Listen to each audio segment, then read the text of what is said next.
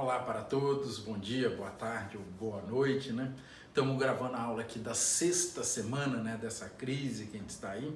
E nessa sexta semana, ela vai ser um pouquinho diferente para mim, professor Fred, pelo seguinte: vocês normalmente têm aulas ao vivo, né, que vai de segunda a sexta-feira, mas essa sexta semana, que vai do dia 27 de abril ao dia 1º de maio, 1º de maio, que vai ser na sexta-feira, não vai ter a minha aula ao vivo. Minha aula ao vivo é sempre a sexta-feira, toda sexta-feira com vocês. Então a gente vai ter essa aula aqui, mas não vou ter aula ao vivo com vocês, tá joia? Então essa aula aqui passa a ser ainda mais importante pra gente, beleza pura?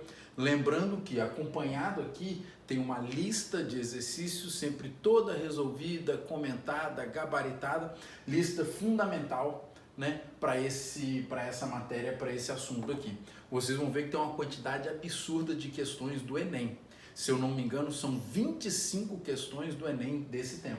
Praticamente nenhuma envolvendo cálculos, só teoria. Então o Enem gosta desse assunto. É um assunto bom para a maioria dos alunos que não envolve cálculo. É você conhecer a matéria e é um assunto tranquilo. Acho que vocês não terão dificuldade aí. Então vamos começar para valer? Vamos lá?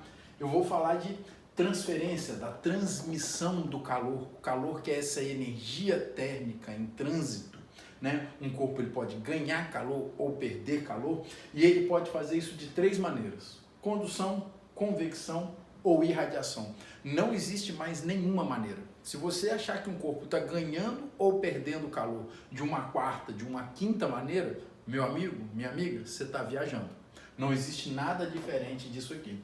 E vou conversar sobre cada uma delas com muito carinho, mas já adianto que no dia a dia, na nossa vida, todas as permutações aqui são possíveis. Como assim? O corpo pode ganhar calor por uma delas somente, só uma delas. O corpo pode ganhar ou perder calor por 2 delas, quaisquer que sejam 2 delas, combinação de quaisquer 2. E finalmente o corpo pode ganhar ou perder calor pelas 3 ao mesmo tempo. Até no finalzinho da aula eu vou tentar dar um exemplo do corpo ganhando ou perdendo calor das 3 simultaneamente, de forma relevante, todas as 3. Mas vou conversar agora com carinho sobre cada uma delas e vou seguindo aqui os slides, as fotos que eu pus aqui para vocês, para ter um parâmetro aqui de cada uma que a gente vai falar. Gente, a primeira forma de se transmitir o calor, eu acho que é a mais simples, né? Mais tranquila para o aluno, que é a transmissão de calor por condução, ou também chamada de contato. Aqui, ó, quando eu coloco a mão, eu estou fazendo a transmissão de calor por condução ou por contato. Show de bola? Então é muito simples, não tem muito o que eu falar, porque é muito intuitivo. O calor é transmitido por contato. Só que tem uma ideia, você entendeu o seguinte, aqui talvez caia mais ou menos no texto ali. Imagina a seguinte situação tranquila do dia a dia. Você pega uma panela, ó, minha panela está aqui, bonitinha, e você põe uma chama aqui embaixo e você está cozinhando um feijão, ou o que você quiser. Você esquece uma concha de metal, aqui ó, uma colher de metal, aqui. Vem cá, o que vai acontecer se daqui uns 15, 20 minutos você pegar nessa extremidade da colher? Sem dúvida você vai queimar a mão. Só que aí eu não entendo o seguinte: por que você queima a mão pegando nessa extremidade da colher, se ela está em contato com o feijão quente aqui embaixo? O feijão quente está aqui embaixo, mas a colher aquece aqui em cima. Aí você vê a transmissão de calor por condução. O calor ele é transmitido literalmente de molécula por molécula. Uma molécula mais energética bate na outra, que bate na outra, que bate na outra. Então esse calor é transmitido por cada molécula até chegar no outro extremo. Então a transmissão de calor por condução, a transferência é feita de molécula por molécula. Show de bola? E se fala aqui que é obrigatório o material, claro que é, né? Contato entre materiais. Você não tem contato com o vácuo é vazio, né? Enfim. Gente, uma outra coisa que o aluno pode se perder aqui é o seguinte: imagina se você pegar aí na sua casa, pedir para você fazer um experimentozinho aí, você ir na sua casa agora, encostar num material mais isolante, por exemplo, o estofado de sua casa, se você estiver sentado, o estofado da cadeira de sua casa ou o pano aqui, Você pegar e você depois encostar num objeto de metal, se você tiver aí, né, alguma cadeira, algo de metal, algo assim. E você no tato, você consegue me dizer quem está com menor temperatura, ainda mais se o ambiente estiver com ar condicionado. Quem está com menor temperatura? O objeto de metal que você está encostando ou o objeto de madeira ou o objeto de tecido que você está encostando? Quem tem a temperatura menor? Se você falou metal, você acabou de errar. Esses objetos estão na mesma temperatura. Eles estão em equilíbrio térmico, né? Os objetos que estão numa mesma sala, eles tendem a entrar em equilíbrio térmico. Uai, professor, mas eu estou encostando no material, eu estou encostando no metal e estou sentindo ele bem mais geladinho. Claro que você está. Aí vem uma característica de cada material, e você não pode se perder nisso aí, que é a condutibilidade térmica de cada material. Então, deixa eu colocar aqui no quadro, meu grande quadro, muito cuidado, eu nem gosto de discutir isso aqui, é uma discussão que eu acho interessante. Cada material tem o seu K, isso é achado em laboratório, é a sua condutibilidade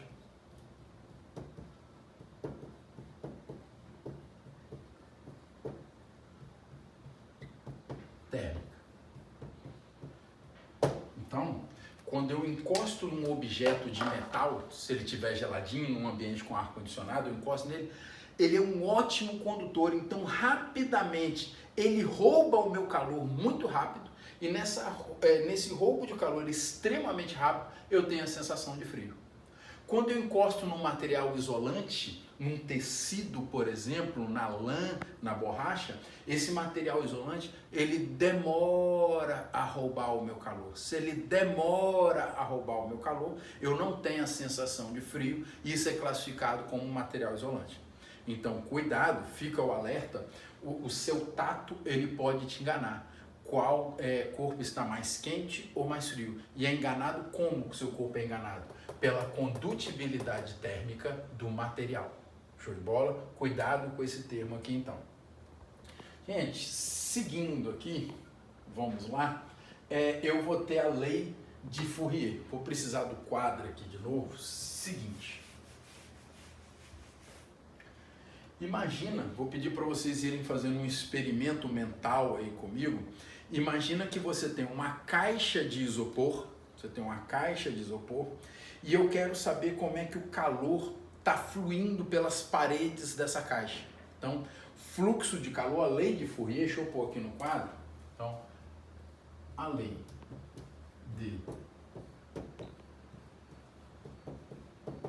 Fourier, ela trata do fluxo de calor por uma parede. Isso é o fluxo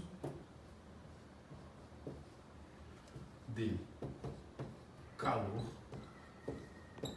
por uma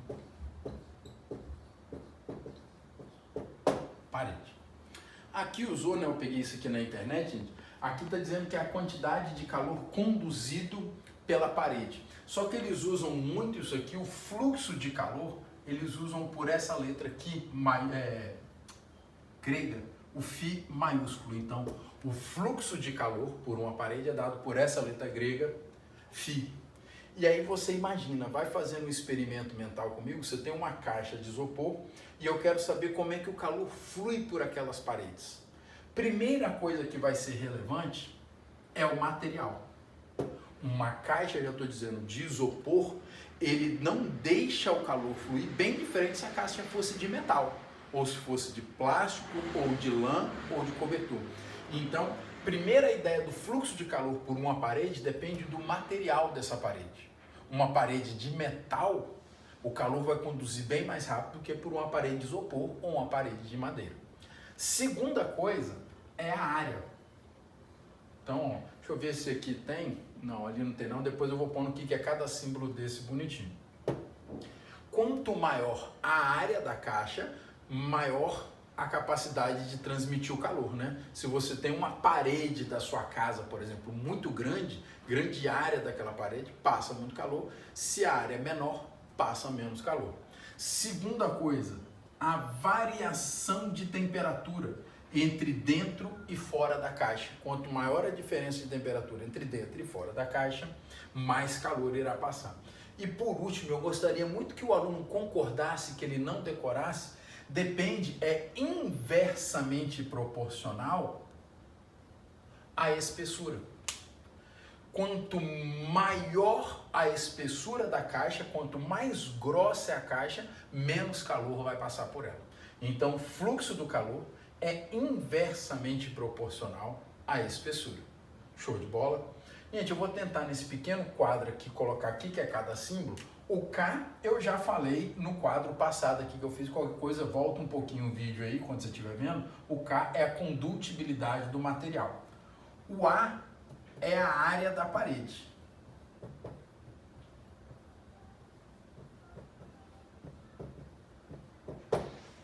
E esse ΔT de temperatura, gente, posso deixar sem anotar aqui, né? Porque a gente usa muito e o quadro é reduzido. Então, ΔT de temperatura, temperatura fora e dentro da caixa. Se for analisar as paredes de sua casa, seria a temperatura fora e dentro de sua casa. E o E é da espessura da parede.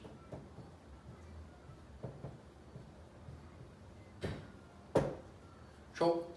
Gente, falar um detalhe sobre essa fórmula. A lei de Fourier, ela nunca havia caído no Enem. Nunca. 0 vezes. Tá? Tinham conversado muito sobre o K, sobre a condutibilidade do material. O Enem já tinha abordado algumas vezes, não poucas, várias vezes. Mas a equação de Fourier, o Enem nunca tinha usado, até ano passado. E colocou uma questão dificílima. Tá aí na lista para vocês, vejam do Enem 2019, uma que fala que tem um gelo dentro de uma caixa, questão difícil pra caramba, e se resolve com essa lei de Fourier. Então, se é uma equação que você nunca tinha visto, normal, realmente é uma equação pouco usada na física, mas caiu no Enem ano passado, pela primeira vez. Legal, gente? Tranquilo? Quando eu for fazer exercícios com isso aqui, você vai se sentir mais à vontade, tá? De usar essa equação, mas enfim, ela retrata do fluxo de calor através de uma parede, lei de Fourier. Gente, vamos caminhar aqui. Vamos ver onde eu estou. No segundo processo de se transmitir o calor, a convecção.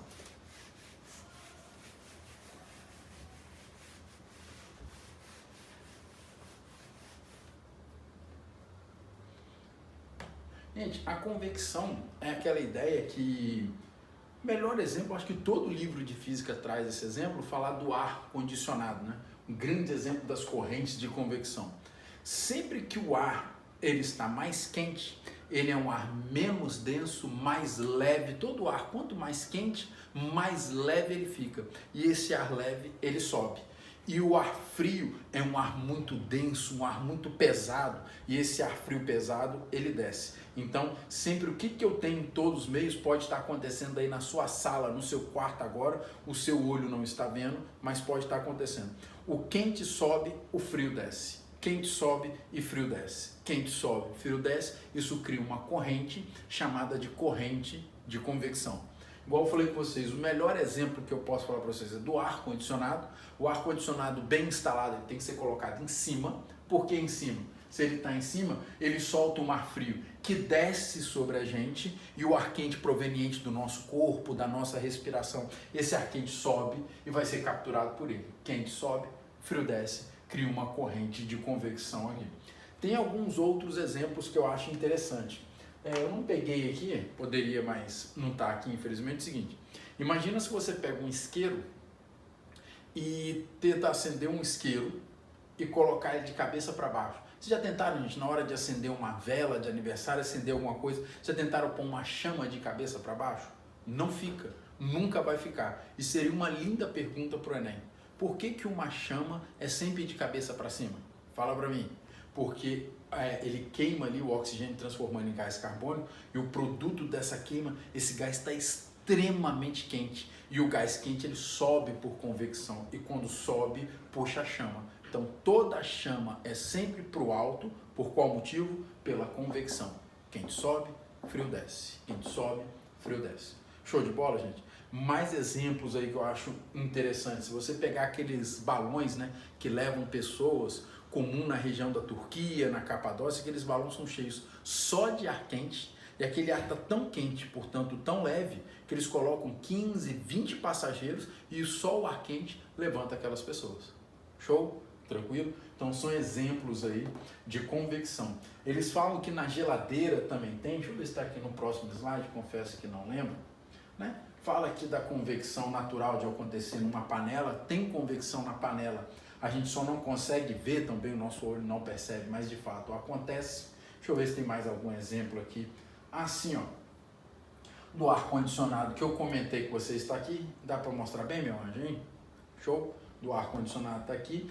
E se você parar para analisar, as correntes de convecção, o fenômeno físico convecção, ele que dá todo o movimento das massas de ar e das massas de água nos oceanos do planeta inteiro. Então a convecção, ela atinge o clima do nosso planeta inteiro. Aqui tem uma representação pequena, ó.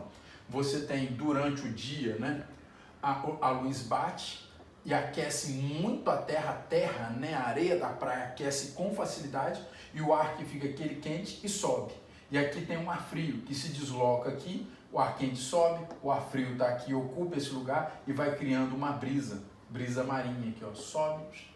De noite isso tende a inverter, né? Esse ar aqui esfria muito, né, principalmente no inverno, e vai criando uma convecção aqui, brisa terrestre. Enfim, você tem a origem das brisas, ventos, correntes, tudo em função da convecção. Show de bola? E a convecção, só para terminar, gente, ocorre com gás, falei muito aqui, mas ocorre nos líquidos também, tá? Ocorre nos gases e no líquido, ou seja, só não ocorre nos sólidos. Tranquilo? Então, dos três estados da matéria, convecção, quente sobe, frio desce, líquidos e gases só não ocorre nos sólidos. Continuando, meus amores, vamos lá? A gente chega na última forma de se transmitir o calor. Isso aqui é um dado que normalmente os livros não colocam, que eu acho importante.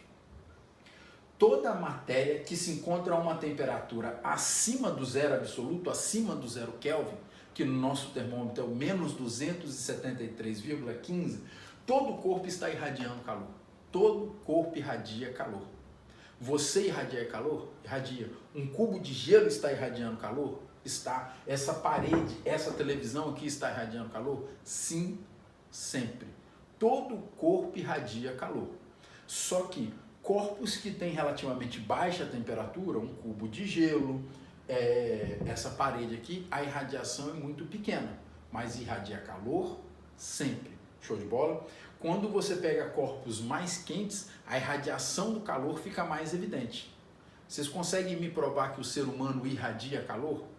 Ora, aquela câmera de filmar à noite, algumas delas são baseadas nisso, né?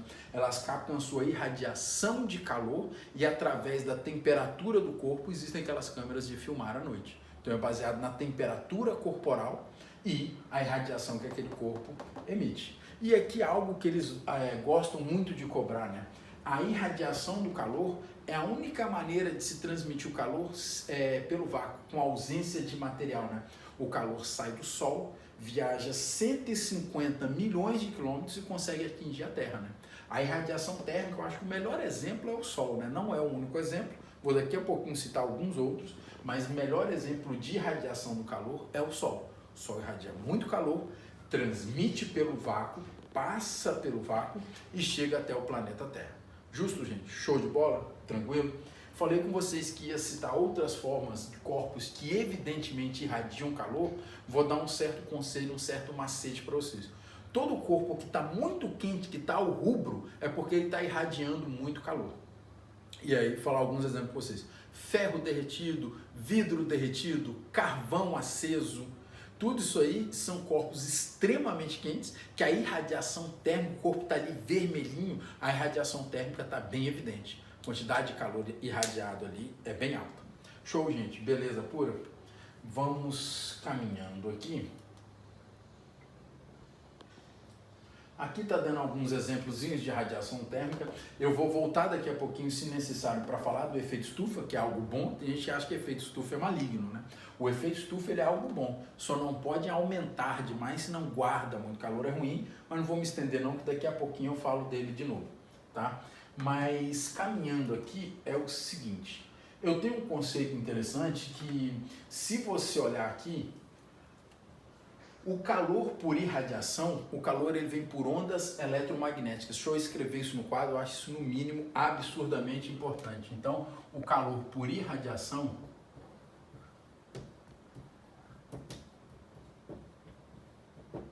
falo e depois escrevo aqui. O calor é transmitido por ondas eletromagnéticas.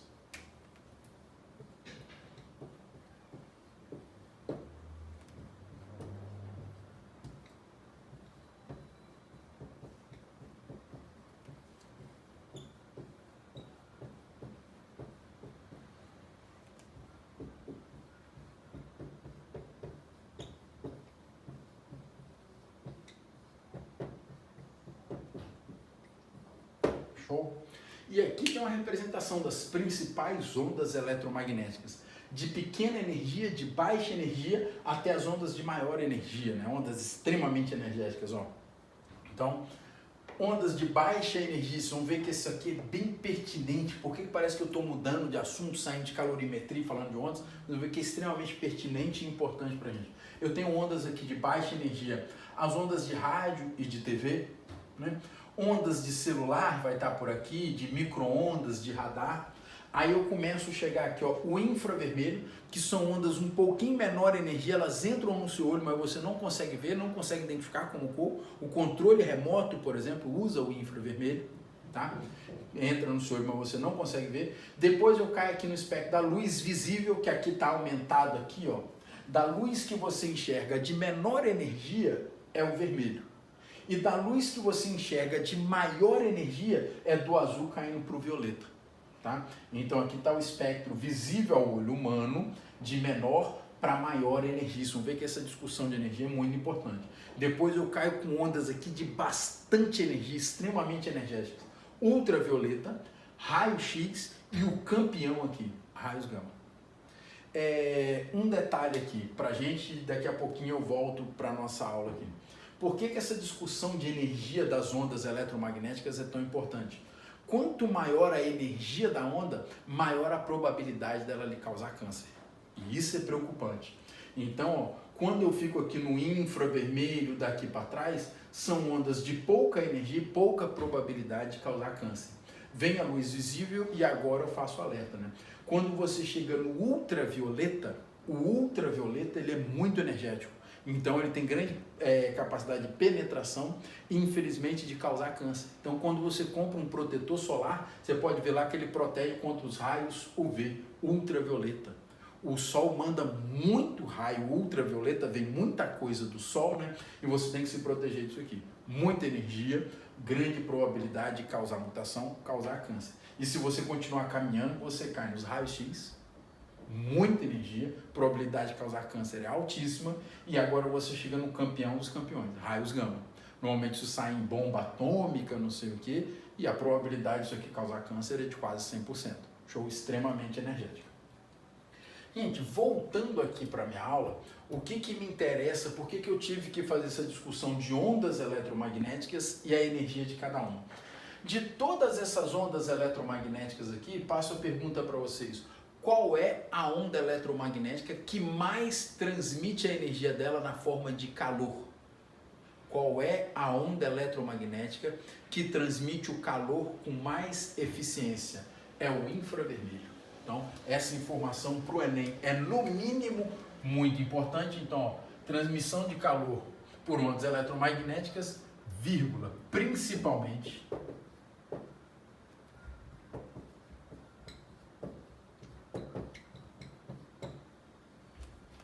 o espectro do infravermelho.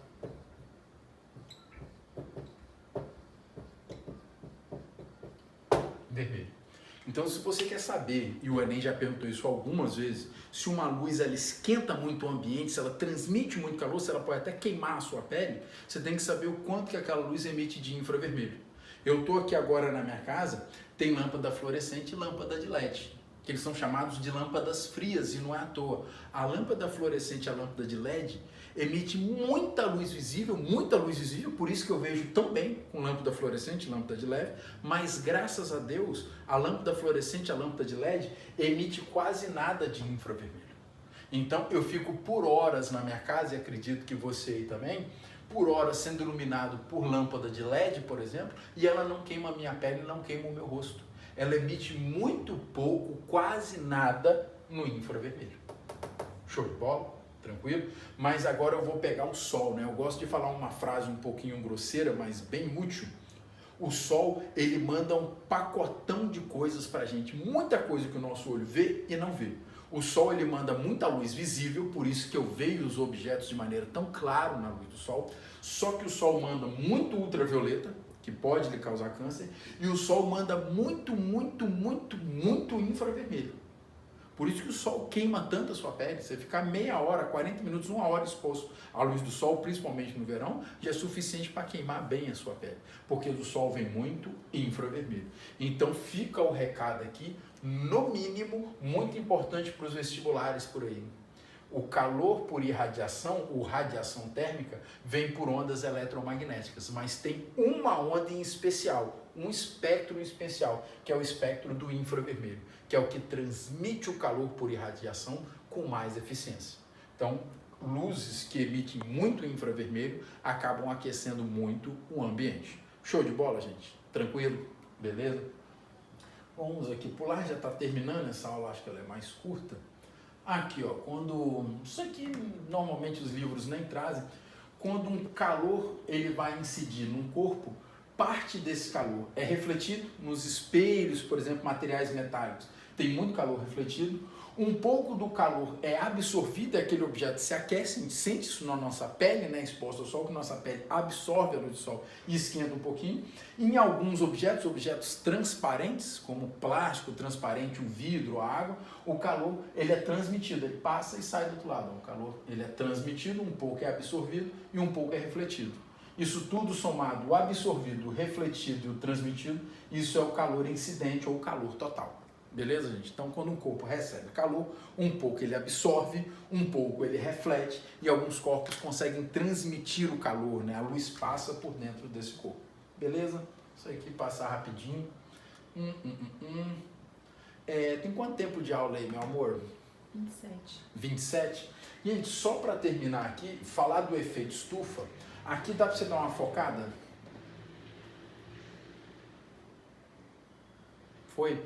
Olha só, 3 efeitos estufas que fisicamente é a mesma coisa. Efeito estufa do nosso planeta, efeito estufa nessa estufa aqui de plantas, e ainda um efeito estufa que eu posso citar é do seu carro. Se você deixa exposto ao sol, ele vai ficando cada vez mais quente por dentro. Então, ó, fisicamente a mesma coisa.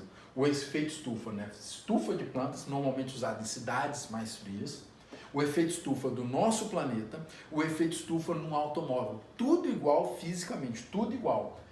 Eu vou explicar isso aqui, mas pelo amor de Deus, pega essa ideia e transmita para o planeta de vocês.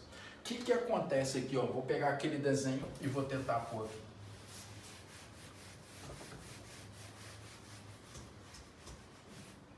Você tem aqui o sol, bonitinho.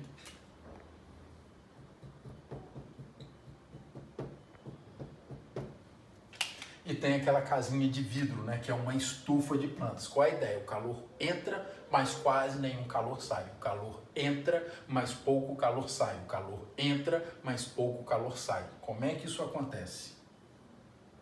Tá aqui a estufazinha de planta. Aqui, bonitinho, telhado todo de vidro, ela é de vidro. Aqui tá a plantinha, bonitinho, a merda toda aqui. Gente, o que vai acontecer? E pelo amor de Deus, gente, pega essa ideia aqui e pegue para o planeta de vocês, tá? O Sol, aqui tem uma camada de vidro. O nosso planeta é a nossa atmosfera, principalmente a camada de ozônio, né? Que vai fazer isso aí. Qual é a ideia? O calor aqui, ele vem com ondas curtas, ondas muito energéticas. Então, o calor vem, que a gente chama aqui de ondas curtas. E, ironicamente, quanto mais curta a onda, mais energia ela tem. Então, as ondas curtas é porque ela tem muita energia.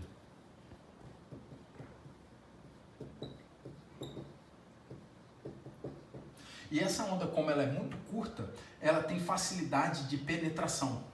Toda ela penetra e entra aqui dentro da estufa de planta. Muita energia, muito penetrante, entrou.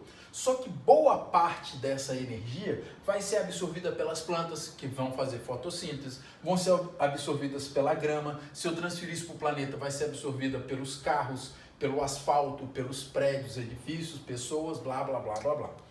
Um pouco dessa energia, deixa eu até mostrar aqui, ó. Então, um pouco dessa energia é absorvida, mas um pouco dessa energia vai ser absorvida aqui, um pouco vai ser refletida. E aqui que está o grande esquema. Quando um pouco dessa energia ela é refletida, ela perdeu energia para as plantas, perdeu energia para o asfalto, coisa e tal, para o chão aqui. Então, essa energia refletida, ela é chamada de ondas longas. E as ondas longas, elas têm menos energia.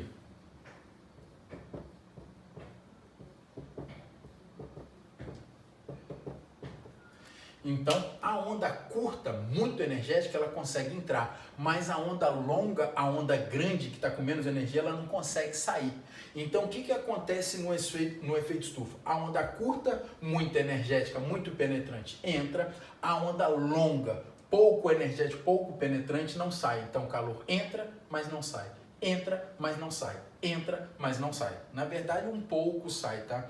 Então, quando acontece isso aqui, numa estufa de planta que o calor entra e pouco consegue sair, lá dentro da estufa de planta fica quentinho, que é legal para aquela plantação no inverno. O planeta de vocês, mesma coisa. O calor entra, pouco sai. O calor entra, pouco sai. Isso vai guardando o calor no nosso planeta, ele vai ficando quentinho, uma temperatura legal, o que é muito bom, o que é sensacional. O que acontece, chamar o efeito estufa de vilão, é que se você está poluindo muito, muito calor entra e nada sai, muito calor entra e nada sai, muito calor entra e nada sai, o nosso planeta vai aquecendo muito, aí dá um efeito estufa maléfico, é o que a gente não quer, dá merda. Show de bola? E para terminar, a mesma coisa no seu carro. O calor entra, mas não sai do automóvel. Entra, mas não sai do automóvel. Seu automóvel vai ficando cada vez mais quente quando exposto ao sol. Gente, show de bola? Vocês viram que é uma aula que eu considero tranquila, né? Deixa eu guardar meus pincéis aqui. Essa aula sobre transmissão dessas 3 formas de se transmitir o calor. Eu gostaria muito que vocês pegassem a lista de exercícios que está lá no site, fizessem cada um deles, me mandem dúvidas, por favor, meu e-mail institucional vai estar lá bonitinho, quem tiver meu WhatsApp ou meu Instagram pode mandar dúvida também, e vocês vão ver que a aula de hoje ela foi pautada só em teoria, eu praticamente só falei, fora a lei de Fourier, né? Mas como praticamente eu só falei na aula de hoje, 90% das questões ou mais são só questões teóricas, o que eu adoro como físico, acho muito bom.